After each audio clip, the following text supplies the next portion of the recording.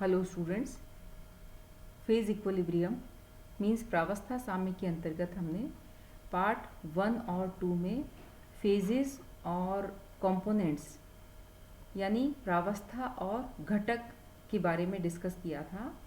उसी क्रम में आज हम पार्ट 3 में डिग्री ऑफ फ्रीडम मीन्स स्वतंत्रता की कोटि के बारे में डिस्कस करेंगे। डिग्री ऑफ फ्रीडम क्या है? The minimum number of independently variable factors like temperature, pressure, concentration, etc. of a system which can define the equilibrium state of the system is known as the degree of freedom of that system.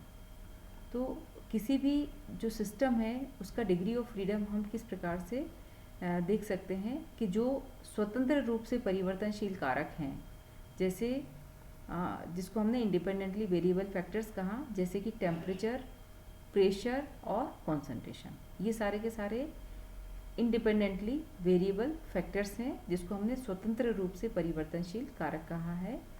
उसकी कम से कम संख्या, इनकी minimum संख्या, जिनको हम स्वेच्छा से स्थिर रखने पर किसी भी सिस्टम की साम्यावस्था यानी उसकी जो इक्विलिब्रियम स्टेट है उसको पूर्ण रूप से वर्णित किया जा सके।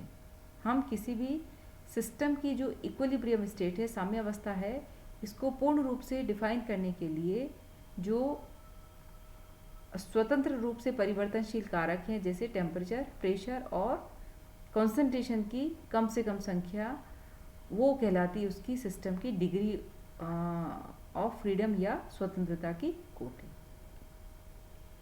तो हमें ये जो फैक्टर्स हैं इनको ही आधार मान करके हम डिग्री ऑफ फ्रीडम की वैल्यू फाइंड आउट करते हैं।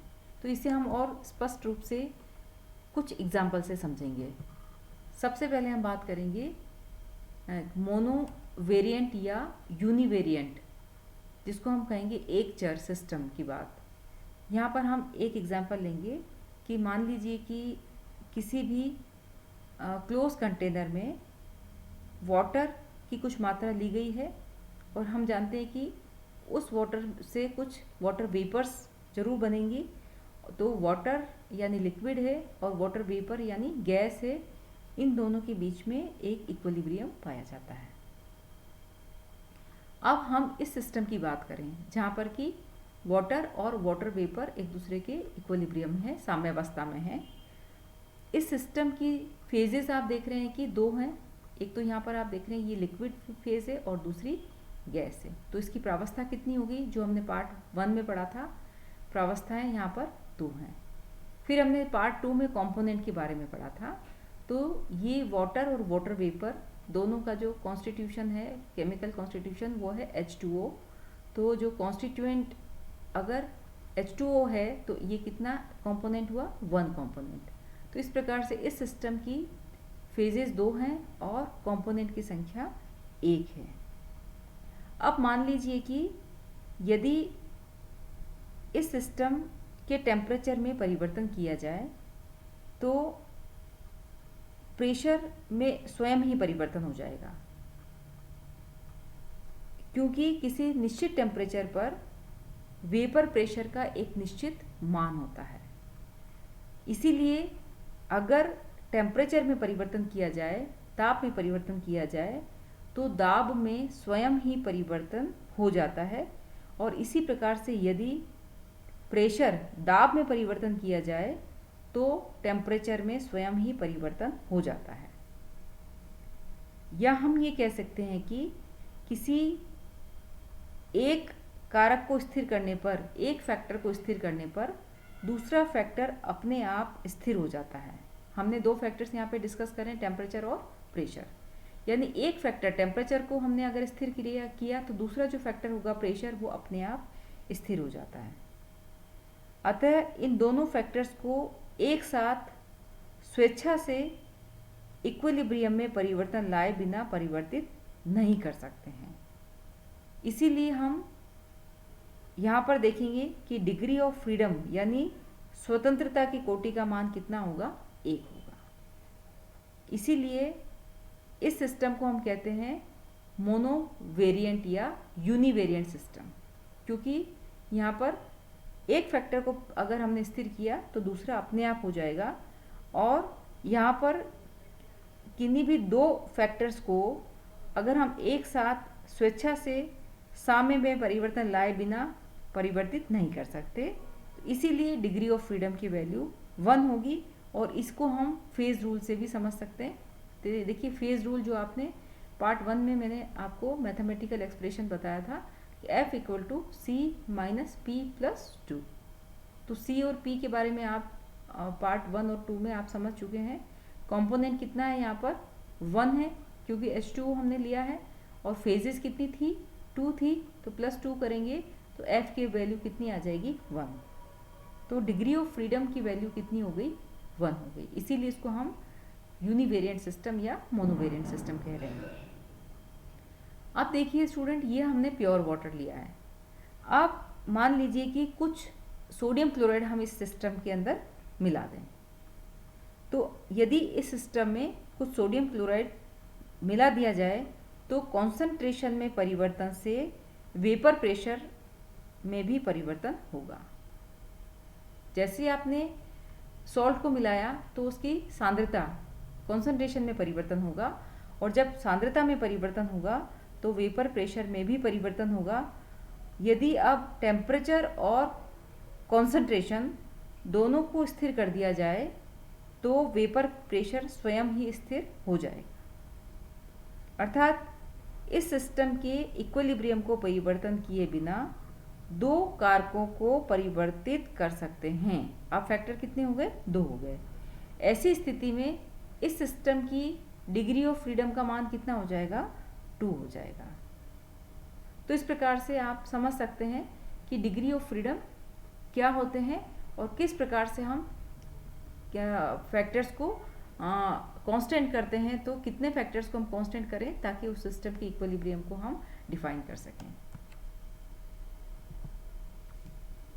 नेक्स्ट एग्जाम्पल हम देखेंगे बाईवेरिएंट सिस्टम का। इसके लिए मान लीजिए कोई एक सिस्टम है जिसमें हाइड्रोजन गैस है, जिसको पूर्णतः परिभाषित करने के लिए यदि हम स्वेच्छा से किन्हीं दो वेरिएबल्स जैसे कि टेम्परेचर और प्रेशर को स्थिर कर दें। कोई भी हाइड्रोजन गैस वाला सिस्टम है जिसके लिए हम टेम्परेचर और प्रेशर को अगर स्थिर कर दें तो ये सिस्टम पूर्णतः परिभाषित हो जाएगा। इसको हम कंप्लीटली डिफाइन कर सकते हैं। क्योंकि निश्चित टेम्परेचर और प्रेशर पर जो कॉन्सेंट्रेशन होगी वो अपने आप ही स्थिर हो जाएगी, यानी निश्चित ताप और दाब पर सांद्रता भी अपने आप निश्चित हो जाती है। ऐसी स्थिति में इस सिस्टम की स्वतंत्रता की कोटि डिग्री ऑफ फ्रीडम कितनी होगी 2 होगी। इसीलिए इसको हम कहेंगे बाईवेरिएंट सिस्टम। तो इस प्रकार से आप एग्जाम्पल से याद रखें कि हाइड्रोजन गैस का सिस्टम है तो वो बाईवेरिएंट सिस्टम है, और इसको आप फेज रूल से भी एक्सप्लेन कर सकते हैं कि जो मैथमेटिकल एक्सप्रेशन है फेज रूल का। तो देखिए यहाँ पर कंपोनेंट तो 1 है, हाइड्रोजन गैस है, और फेज कितनी है, चूँकि फेज भी केवल गैस है, और कंपोनेंट में H2, फेजेज में 1 गैस और प्लस 2 हमने किया तो डिग्री ऑफ फ्रीडम की वैल्यू कितनी हो गई 2 हो गई। तो यहाँ पर 2 क्यों हो गई, क्योंकि आपने जो फैक्टर्स लिए वो कितने लिए, टेम्परेचर और प्रेशर, यानी 2 फैक्टर हमने यहाँ पर लिए। अगला देखेंगे ट्राईवेरिएंट सिस्टम। ट्राईवेरिएंट सिस्टम में हम क्या करेंगे, जैसे बाईवेरिएंट सिस्टम में हमने एक ही गैस ली थी, यहाँ पर हम क्या करेंगे मिक्सचर ऑफ 2 गैसेस लेंगे या ज़्यादा। ऐसी स्थिति में इस सिस्टम को डिफाइन करने के लिए हमें टेम्परेचर और प्रेशर के साथ साथ कंपोजिशन को भी लेना पड़ेगा। इसीलिए हम इसे कहेंगे, यहाँ पर डिग्री ऑफ फ्रीडम की वैल्यू कितनी हो जाएगी 3 हो जाएगी, क्योंकि हमने मिक्सचर ऑफ गैसेस के में अब यहाँ पर कंपोनेंट की संख्या कितनी हो गई। देखिए फेज रूल से आप देखिए वहाँ पर हाइड्रोजन गैस जब हमने ली थी तो कंपोनेंट 1 था, लेकिन यहाँ पर कितना हो जाएगा 2 होगा, क्योंकि हमने मिक्सचर ऑफ 2 गैसेस लिया है। तो डिग्री ऑफ फ्रीडम की वैल्यू कितनी हो जाएगी, 3 हो जाएगी, क्योंकि यहाँ पर फैक्टर्स कितने हो जाएंगे, प्रेशर, टेम्परेचर और साथ में कंपोजिशन भी होगा। तो इस प्रकार से हम ट्राई वेरिएंट सिस्टम को समझ सकते हैं।